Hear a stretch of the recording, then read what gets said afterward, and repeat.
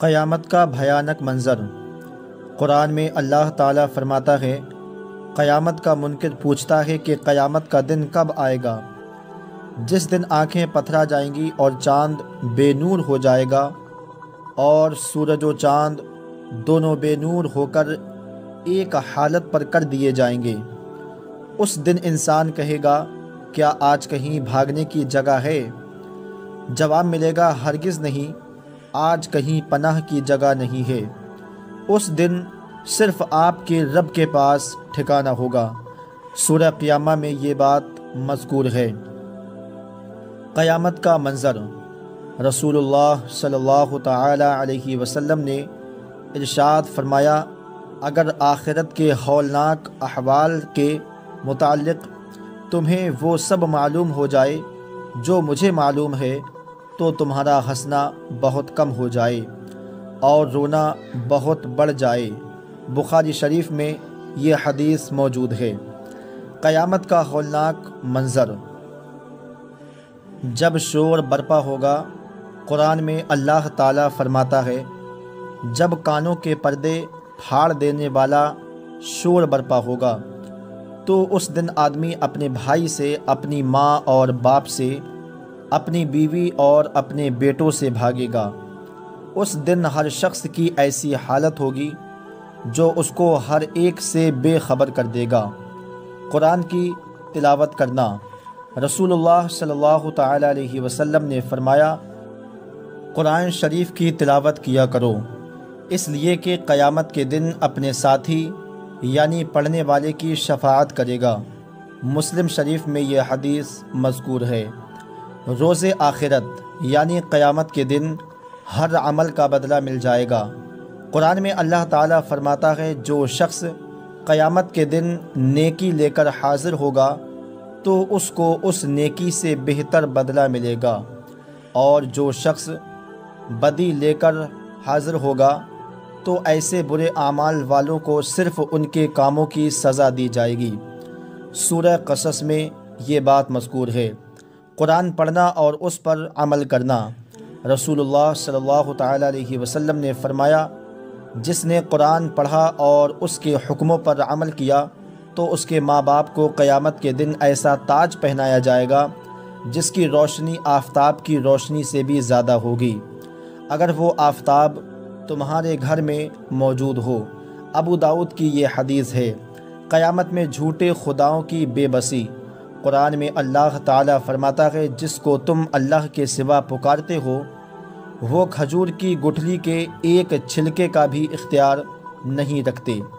اگر تم ان کو پکارو بھی تو وہ تمہاری پکار سن بھی نہیں سکتے، اور اگر بالفرض سن بھی لیں تو تمہاری ضرورت پوری نہیں کر سکتے۔ قیامت کی رسوائی سے بچنے کی دعا۔ قیامت کے دن ذلت و رسوائی سے نجات پانے کے لیے اس دعا کا اہتمام کریں۔ ترجمہ یہ ہے، اے میرے رب، مجھے قیامت کے دن رسوا نہ فرمانا۔ سورہ شعراء۔ دین کے مکمل ہونے کا اعلان۔ رسول اللہ صلی اللہ تعالی علیہ وسلم پر میدان عرفات میں جمعہ کے دن عصر کے بعد آخری حج کے موقع پر 1,00,000 سے زائد صحابہ کرام کے درمیان قرآن کی آیات نازل ہوئیں۔ وحی کے بوجھ سے آپ صلی اللہ تعالی علیہ وسلم کی اونٹنی بیٹھ گئی۔ اس میں اللہ تعالیٰ نے خوشخبری دیتے ہوئے فرمایا، جہنم کا جوش۔ قرآن میں اللہ تعالیٰ فرماتا ہے، جب جہنم قیامت کے جھٹلانے والوں کو دور سے دیکھے گی تو وہ لوگ دور سے ہی اس کا جوش و خروش سنیں گے، اور جب وہ دوزخ کی کسی تنگ جگہ میں ہاتھ پاؤں جکڑ کر ڈال دیے جائیں گے تو وہاں موت ہی موت ہوگی، قیامت کن لوگوں پر آئے گی۔ رسول اللہ صلی اللہ تعالی علیہ وسلم نے فرمایا، قیامت صرف بدترین لوگوں پر ہی آئے گی۔ مسلم شریف کی حدیث ہے۔ فائدہ: جب تک اس دنیا میں ایک شخص بھی اللہ کا نام لینے والا زندہ رہے گا اس وقت تک دنیا کا نظام چلتا رہے گا، لیکن جب اللہ کا نام لینے والا کوئی نہ رہے گا تو دنیا ختم ہو جائے گی۔ پرہیزگاروں کی نعمت۔ قرآن میں اللہ تعالیٰ فرماتا ہے، قیامت کے دن پرہیزگار لوگ جنت کے سایوں میں اور چشموں میں اور پسندیدہ میووں میں ہوں گے۔ ان سے کہا جائے گا اپنے نیک اعمال کے بدلے میں خوب مزے سے کھاؤ پیو، ہم نیک لوگوں کو ایسا ہی بدلہ دیا کرتے ہیں۔ قیامت کے حالات۔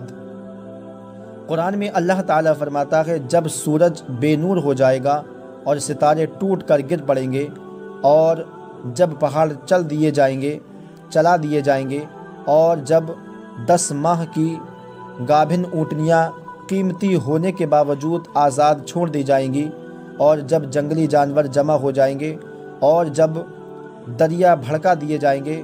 دنیا کا سامان چند روزہ ہے۔ قرآن میں اللہ تعالیٰ فرماتا ہے دنیا کا سامان کچھ ہی دن رہنے والا ہے، اور اس شخص کے لیے آخرت ہر طرح سے بہتر ہے جو اللہ تعالیٰ سے ڈرتا ہو، اور قیامت میں تم پر ذرہ برابر بھی ظلم نہ کیا جائے گا۔ سورہ نساء میں یہ بات ذکر کی گئی ہے۔